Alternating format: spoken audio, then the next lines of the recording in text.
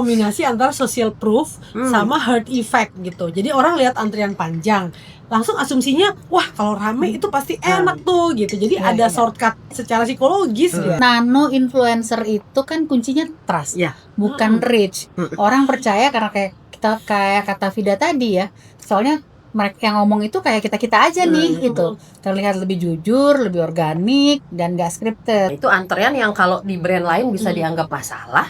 Nah di sini malah jadi aset justru. Tapi bisa jadi jebakan juga sih Mel. Karena kan kalau hype-nya tinggi, ekspektasinya juga tinggi dong, ya kan. Nah hype-nya mereka itu harus selaras sama kualitas produk, kualitas pelayanan. Jadi kalau misalnya suatu hari mereka melakukan kesalahan, amit-amit ya, netizen itu kan bisa-bisanya aja langsung bilang, aduh mereka nggak kayak gini deh.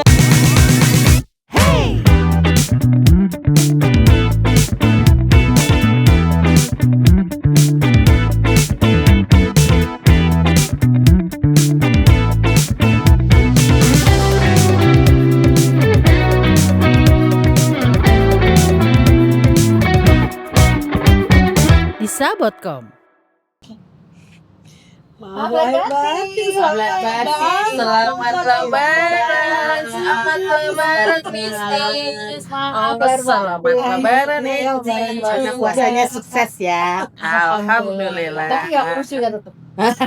Itu mah udah emang dari sononya.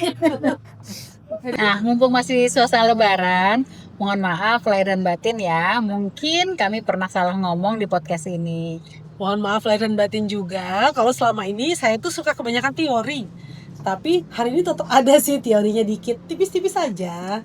Dan maaf kalau ada yang pernah tersinggung karena kita menyentil brand favorit teman-teman.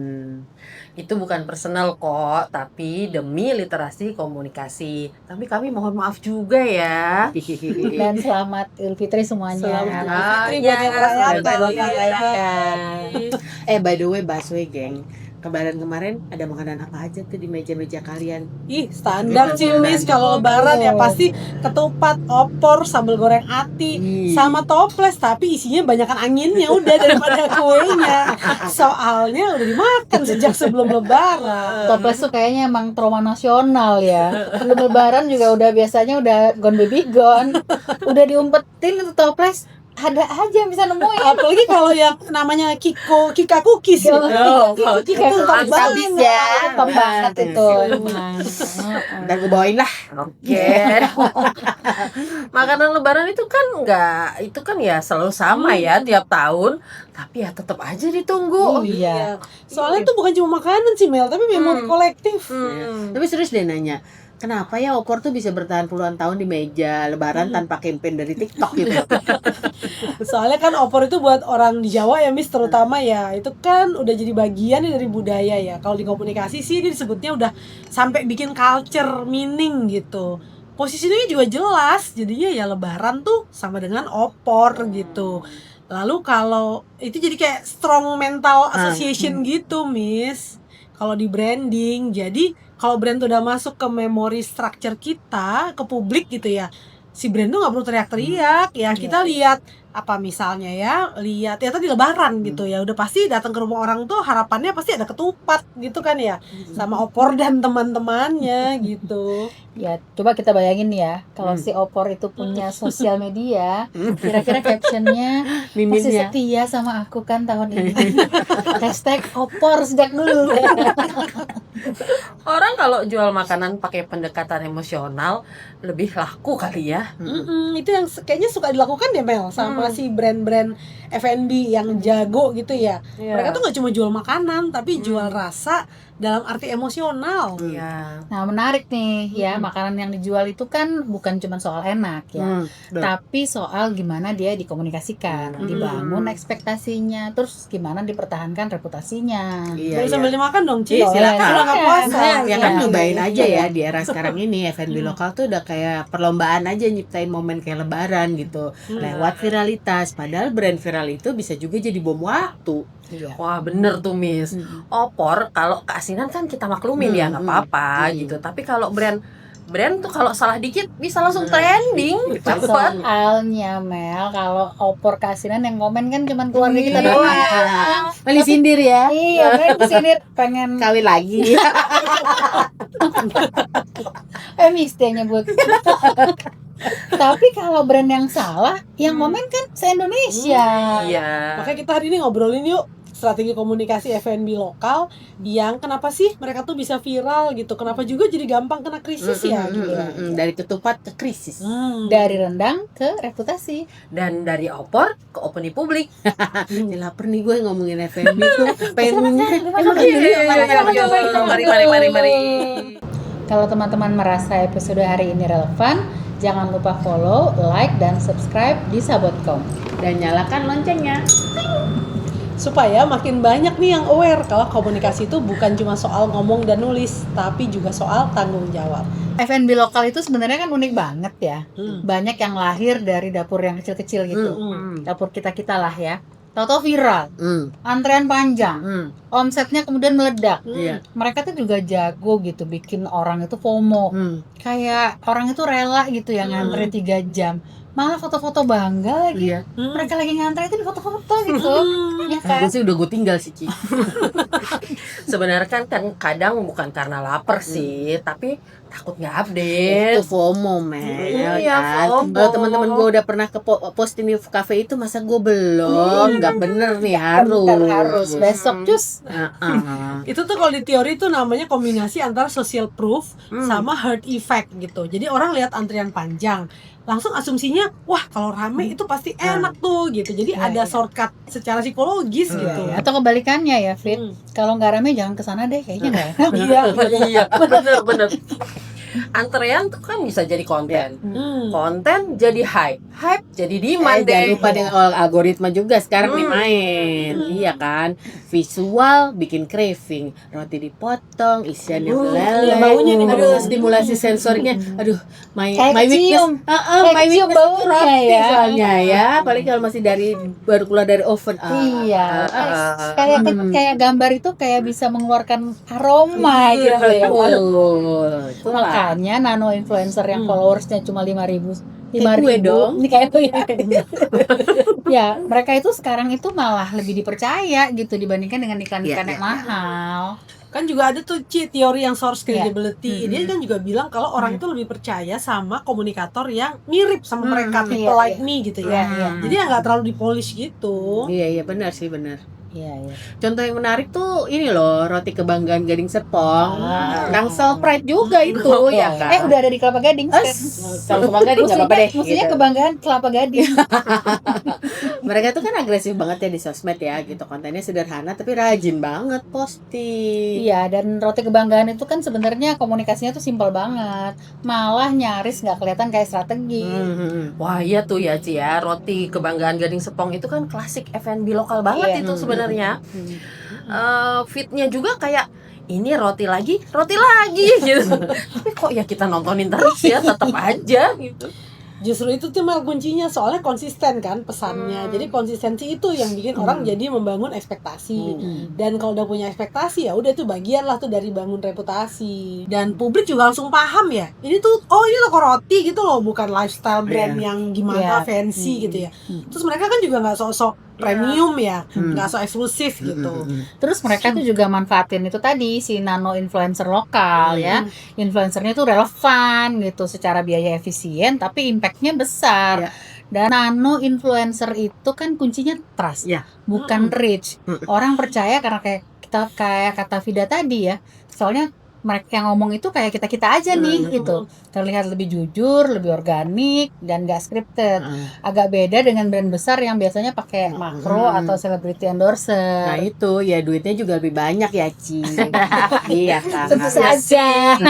tapi ya di era distrust terhadap iklan yang sangat besar kayak sekarang ini, trust itu kan jadi lebih penting dari reach mestinya. Ya roti kebanggaan itu kan jelas menangnya itu kan karena viral ya. Tanpa viral kan mereka nggak akan secepat itu juga jadi pembicaraan nasional gitu ya, se-Indonesia ngomongin. Itu dia tambahin dikit sih Mel, mereka tuh gak cuma viral ya, tapi juga tepat konteks gitu. Jadi viral itu di komunitas Ya, yang ya. relevan. Nah, Pas banget. Nah itu benar. Jadi banyak F&B itu salah kaprah.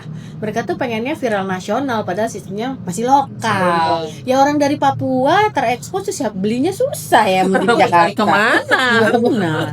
Iya, kalau dianalisis sih mereka tuh emang menang di 3 hal ya. Pertama kan mereka hyper local sensitif gitu, relevance, hyper local relevance. Jadi emang kuat banget di komunitas lokal. Iya. Awalnya kan emang cuma buat warga Gading Serpong kan ya, Iya, iya. dan sekitarnya lah ya, targetnya jelas. Audiensnya juga ngerasa ini brand kita gitu, karena namanya tadi kan ada nama geografisnya gitu. Jadi ini nyiptain si community ownership. Iya. Kedua tuh dia repetisi visual. Hmm. Dia kalau posting kan isinya roti dipotong, isian meleleh gitu kan. Jadi akhirnya dia bikin memory structure. Nah, mereka jadi bikin strategi yang namanya visual appetite trigger. Ya bener tuh Fit, kalau dalam komunikasi pemasaran repetisi ini ya tadi seperti yang Vida bilang ya, mereka itu nyiptain memory structure tadi, brand recall sama top of mind awareness. Dan mereka tuh juga paham algoritma ya, visual yang memicu craving itu kan lebih cepat viral dibandingkan dengan storytelling yang panjang. Terus tadi ada si FOMO itu kan, aspek Iya. FOMO tadi gitu. Jadi akhirnya antrian itu jadi konten gitu. Iya. Dan di Indonesia kan salah satu alasan utama orang buka medsos kan juga gara-gara Iya. FOMO gitu ya, pengen tahu aja Kepo apa yang ya. lagi dibicarain. Iya, kepo. Jadi pas orang lihat antrean panjang, banyak review, banyak repost, akhirnya muncul di asumsi, wah ini pasti enak nih kalau rame gitu. Orang nunggu rela gitu, nunggu berjam-jam. Akhirnya tuh tadi namanya herd effect tadi. Ya itu antrean yang kalau di brand lain bisa dianggap masalah. Nah di sini malah jadi aset justru. Iya, tapi bisa jadi jebakan juga sih Mel. Karena kan kalau hype-nya tinggi, ekspektasinya juga tinggi dong, ya kan? Nah, hype-nya mereka itu harus selaras sama kualitas produk, kualitas pelayanan. Jadi kalau misalnya suatu hari mereka melakukan kesalahan, amit-amit ya, gitu. Netizen tuh kan bisa-bisanya aja langsung bilang, aduh mereka nggak kayak gini deh. Iya, itu jadinya expectation gap ya, Miss. Soalnya ketika komunikasinya naik cepet gitu, tapi kapasitas operasionalnya belum siap. Ya coba kita bahas contoh brand lain kali ya. Iya. Kopi Tuku kali misalnya. Kalau Topi Tuku itu kayaknya udah beda alam semesta ya. Beda universe Beda ya. universe ya. Yang satu Marvel, yang satu ini apa namanya? Lawannya apa? DC. Iya. Nah, Vida nih yang jagoan soal kopi nih. Ya kalau Kopi Tuku sih aku perhatiin emang dia nggak selalu hard selling ya. Mereka tuh bikin brand meaning gitu. Jadi posisinya itu jelas ya, kopi keseharian. Harganya juga ramah gitu ya di kantong. Jadi dekat gitu sama isu sosial.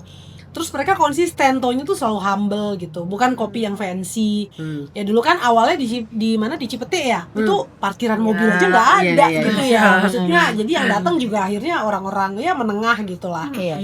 Kalau ekspektasinya realistis kan resiko overpromise-nya jadinya rendah. Terus tiba-tiba didatengin sama presiden. Wah, sama Iya itu kan mereka tuh jarang banget tuh ya promo-promo bombastis. Tapi orang tuh ngomongin terus, nggak perlu teriak-teriak promo tapi brandnya kuat. Kayak orang pendiam tapi orang pada percaya gitu, ya kan? Diam-diam sambuk maksudnya. Iya, Kopi Tuku itu nggak ngejar viral dia, tapi tetap aja rame dan tetap viral. Cuma caranya beda. Iya. Itu bukan karena sensasi. Dia nggak jualan sensasi dia. Iya, Jualan kopi soalnya. Jualan kopi. Soalnya narasinya tuh juga konsisten ya, humble dan dekat gitu. Dia kan manggil pembelinya aja tetangga gitu kan. Terus dia setiap kali membuka outlet tuh pasti gitu kan, ngomongnya tetangga-tetangga. Jadi word of mouth-nya tuh organik gitu ya. People ngerasa public ngerasa tuh dia natural gitu si Kopi Tuku ini. Iya, soalnya mereka juga pinter sih ya, nggak mau overexpose, nggak mau semua hype harus diambil. Iya bener Miss. Ingat gak sih kasus tumblernya Kopi Tuku yang ketinggalan di kereta tahun lalu tuh yang heboh itu. Nah itu udah rame banget di sosmed sampai bikin meme segala gitu kan ya, soal si tumblernya itu sampai jadi kayak bentuk kepala kereta api segala macam. Tapi Kopi Tukunya malah cool aja gitu. Mereka nggak komen apa-apa dan nggak ikutan riding the wave juga. Iya, makanya Tuku tuh kayaknya lebih tahan krisis sih, karena komunikasinya kan nggak pernah over promise dia. Iya, dia udah bangun itu soalnya reputational trust gitu. Jadi nggak cuma sekedar kejar traffic. Iya. Soalnya ya overpromise itu juga kayak bunuh diri pelan-pelan ya. Kayak misalnya bikin promo besar-besaran gitu ya, influencernya masif, bikin event yang spektakuler, tapi stoknya nggak siap, sistemnya nggak siap, SDM-nya nggak siap. Jadinya antreannya panjang, chaos, komplain, terus viral. Viralnya bukan yang positif, viralnya yang negatif. Reputasinya terus turun deh. Kalau nggak kuat malah bisa tutup gitu kan. Artinya kan masalahnya itu bukan di produknya kalau yang kayak gitu ya, tapi di misalignment antara atau mismatch gitu ya antara komunikasi dengan kapasitasnya mereka. Wah, di era TikTok gini, mismatch kayak gitu sih bisa ketahuan cuma dalam 5 menit saja Nah, sih. Benar. gitu. Jadi viral itu berkah atau bom waktunya buat F&B lokal nggak ya? Tergantung sih Mel, komunikasi mereka tuh siap nggak ketika situasi tuh nggak ideal gitu ya. Kalau nggak siap ya viral itu bisa jadi musibah yang berkedok rezeki gitu. Pengen viral tapi nggak dibarengin sama kesiapan. Iya. Masalahnya tuh ya banyak banget F&B lokal tuh memulai komunikasi hanya dengan mindset promosi doang. Iya. Mereka jago banget bikin orang lapar, bikin FOMO, Iya. tapi belum tentu siap bikin klarifikasi. Iya, bener tuh Miss. Ingat gak sih kayak kasus Migacoan ya? Kapan itu ya? 2 tahun lalu kali ya.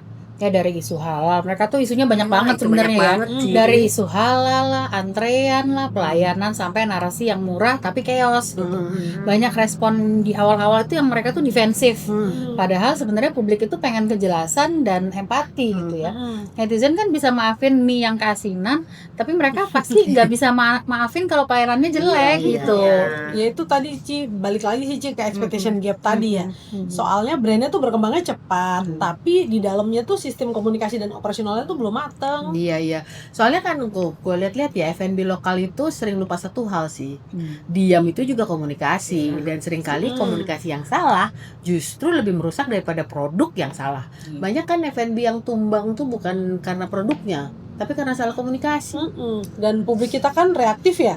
Hari ini cinta, besok bisa marah. Cepet banget ya. Iya. Cepat berubah. Kayak inilah, Cepat kayak berubah. hubungan anak sekarang. Jadi F&B lokal tuh sering dianggap kayak brand kita semua gitu. Jadi ketika ada isu gitu, entah itu pelayanan lah, harga, sampai isu halal, respons publik tuh jadi bisa meledak cepet banget. Nah gini ya, sebenarnya krisis di F&B itu bisa kita kategorikan sih gitu ya. Pertama produk ya. Produk itu kayak kebersihan, bahan bakunya. Terus yang kedua servis, itu misalnya pelayanannya jutek atau lama. Terus yang ketiga tuh people, ya misalnya owner atau karyawannya bermasalah. Terus yang keempat marketing, kayak misalnya promo yang misleading atau influencer yang bermasalah. Sama yang terakhir tuh rumors gitu. Cici, pengalaman dia jadi PR F&B. Iya.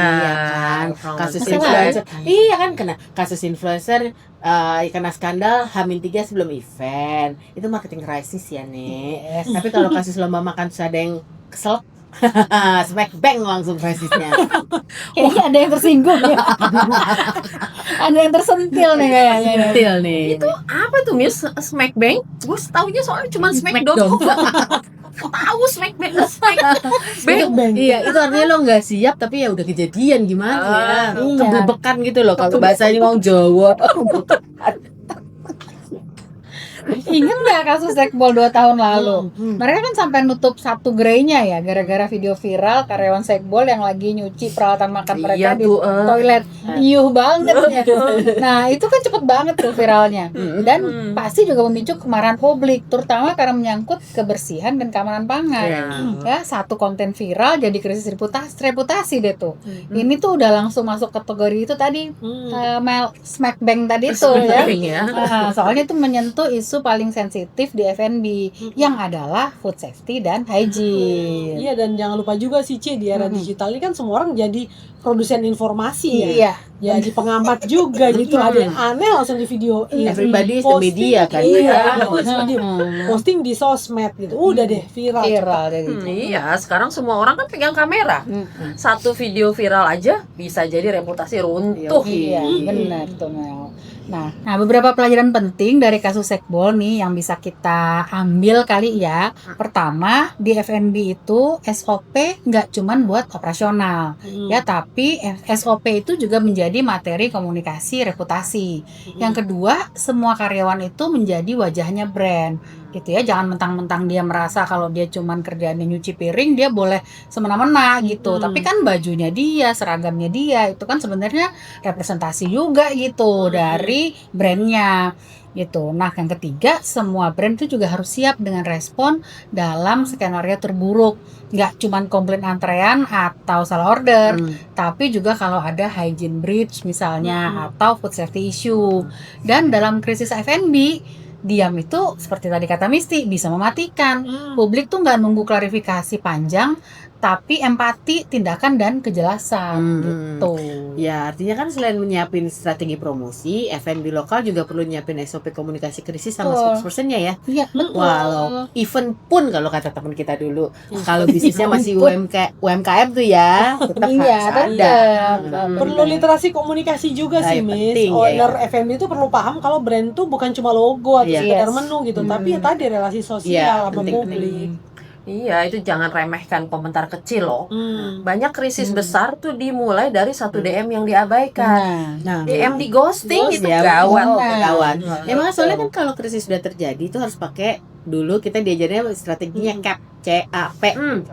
Oh, cap topi, Miss. Ya bukan itu. Bukan. CAP tuh C-nya tuh concern, A-nya action, P-nya tuh perspektif. Jadi pertama tuh tunjukin dulu nih empati. Kita nih concern, jangan defensif ya, gitu kan. Yang kedua tuh action, jelasin lah langkah-langkah konkret apa yang udah dilakukan nih, udah diambil. Yang ketiga kasih perspektif, kasih konteks tanpa menyalahkan ya tentunya ya. Ya misalnya nih dulu aku ingat nih Miss yang dikasih tahu tuh jangan misalnya pakai kata-kata ini pertama kali terjadi dalam 20 tahun kami beroperasi. iya. Tapi nadanya tuh nyalahin Iya. gitu, nyalahin si korban. Itu kan berarti akhirnya jatuhnya defensif juga. Dan always selalu punya standby statement. Ya. Nih saya sebagai Miss standby statement ya. Tapi jangan ngetik klarifikasi sambil panik. Kepala harus tetap dingin biar bisa mikir. Bisnis kecil soalnya juga kan sering ngerasa ya mereka tuh nanti aja deh belum perlu gitu SOP Iya, krisis iya, gitu ya, iya. padahal justru harus punya tuh kan. Iya. Minimal harus tahu lah ya level masalahnya gimana, siapa PIC-nya, siapa yang boleh ngomong, kapan harus minta bantuan eksternal gitu. Jangan diem baik gitu kan. Ya, soalnya krisis kan bukan cuma soal reputasi ya. Bisa melibatkan otoritas, dinkes, media, komunitas sekitar, dan netizen pastinya. Iya. Brand besar itu biasanya mereka malah lebih siap karena mereka tuh latihan. Selalu ada dry run, simulasi. Pengalaman gue sih ya, brand yang besar itu tiap kali mau ngeluarin produk baru, mereka itu udah siap bener nih dengan SOP-nya. Bukan cuma SOP produk, tapi juga SOP komunikasinya, cara jawab kalau konsumen nanya dan sebagainya. Pokoknya udah well prepared lah gitu. Tapi brand besar bukannya malah suka lambat ya, Ci, kalau ngasih respon? Iya, Mel, sebenarnya karena mereka itu sangat berhati-hati gitu ya. Iya. Tapi mereka itu lebih siap menghadapi krisis, rapi dan terstruktur.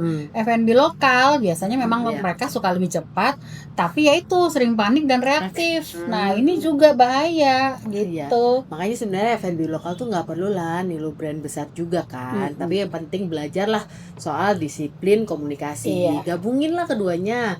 Cepat boleh, tapi harus struktur. Jangan apa-apa kirim cybertroopers ya. Iya, itu yang aku perhatiin ya. Aku perhatiin tuh brand-brand itu kadang-kadang bikin tambah runyam justru karena mereka tuh defensif gitu. Iya, betul. Entah nyalahin pelanggan lah, nganggap netizen berlebihan atau tadi ya kayak kata Mela di ghosting, terlambat gitu responsnya. Padahal kan dalam banyak kasus kan sebenarnya publik itu lebih memaafkan kesalahan daripada arogansi. Iya, betul sih. Dan nah nih pertanyaan berikutnya nih, kalau krisisnya udah viral, bisa diselamatkan nggak? Bisa dong, tapi nggak pakai buzzer juga. Iya, jangan apa-apa cybertroopers ya. Nggak, Jangan buzzer, buzzer apa ya. buzzer. Nggak dikit-dikit cybertrooper. Betul. Tapi ada juga loh brand F&B lokal tuh yang begitu krisis langsung angkat mega influencer jadi CEO, pernah dengar? Oh iya, pernah. Oh iya, itu juga, aduh, Itu luar biasa ya. biasa sih. Itu nanti di konten berikutnya. Berikutnya. Itu recovery itu sebenarnya kombinasi ya antara monitoring, komunikasinya konsisten, sama ada follow up action nyatanya. Tapi ya nggak juga ngangkat sembarangan orang jadi CEO gitu ya. Masih nggak tuh? Nggak tahu ya. Nggak update kita ya gitu ya. Iya, nah satu lagi juga jangan juga ngelawan netizen plus 62 ini, Iya. ya kan? Sebenarnya Apalagi sih- pakai emosi tuh. Iya benar, soalnya kan sebenarnya kalau si brand ini udah punya goodwill, biasanya publiknya juga lebih sabar sebenarnya. Iya, makanya Miss perlu tuh brand-brand itu juga perlu membangun komunitas, bangun relasi media dari awal, nggak cuman begitu ada masalah baru dibangun gitu ya. Nah, kalau itu dilakukan dari awal dan mereka melakukannya secara kontinu, kan bisa jadi reputational buffer juga Iya, gitu, bumper gitu. buffer juga Iya. kalau terjadi Iya. krisis gitu. Sama monitoring nggak sih Iya, ya? iya. Soalnya Iya, kan kalau iya, isu iya. kecil tapi terus ketahuan cepet gitu, itu bisa dicegah kan ya biar nggak sampai jadi Iya. krisis. Jadi dari opor kita belajar satu hal ya, jangan cuma enak tapi konsisten, dan jangan baper kalau tiba-tiba ada yang bilang opornya hambar nih. Viral tuh bukan tujuan tapi konsekuensi. Yang wajib itu siap menghadapi krisis. Ya, jadi F&B lokal jangan cuma bangga karena antreannya panjang. Karena antre bisa jadi aset, tapi juga bukti ketidaksiapan. Nah, kalau F&B lokal ingin bertahan lama, komunikasinya juga harus naik kelas. Nggak perlu kehilangan kedekatan dengan konsumennya. Karena pada akhirnya F&B itu bukan cuma soal rasa, tapi juga soal kepercayaan. Karena di era sekarang isu dan krisis itu beredarnya cepet banget. Tapi reputasi bangunnya lama dan hancurnya tuh bisa dalam sekejap. Iya, betul. Viral tuh nggak sama dengan reputasi loh ya. Viral itu exposure, reputasi itu konsisten, plus kepercayaan, plus kesiapan menghadapi krisis. Dari brand kayak Roti Kebanggaan Gading Serpong dan Kopi Tuku, kita bisa belajar kalau brand F&B lokal itu bisa sukses karena komunikasinya selaras dengan identitas mereka. Kemudian juga mereka mengelola ekspektasi publik dengan baik, lalu mereka juga match gitu ya antara produk dengan kapasitas operasional. Ada konsistensi pesan dan mereka tidak bereaktif secara berlebihan. Kemudian kalau gagal biasanya juga karena sibuk mengejar awareness tanpa kesiapan, mengabaikan monitoring, dan nggak punya protokol krisis, serta mereka itu menganggap isu sebagai hal yang sepele. Dan di era FOMO ini satu hal pasti, yang nggak siap komunikasi bukan cuma gagal viral, tapi justru bisa viral karena gagal justru. Semoga bisnis F&B teman-teman bukan cuma viral ya, tapi juga siap. Nah, sekarang giliran teman-teman nih, menurut teman-teman semua, F&B lokal lebih baik viral cepat atau tumbuh pelan tapi kuat? Tulis ya di komentar di bawah. Kalau ada topik menarik yang teman-teman ingin kami bahas, silahkan tulis juga di kolom komen di bawah atau di sosial media kami ya, di Sabotcom. Sampai ketemu di episode berikutnya, kita akan bahas soal komunikasi yang nggak kalah seru. Terima kasih sudah menyimak di Sabotcom. Diskusi asik dan berbobot komunikasi. Yuk, sambil kita minum, Sambil kita makan, saya akan silakan. Ayo silakan.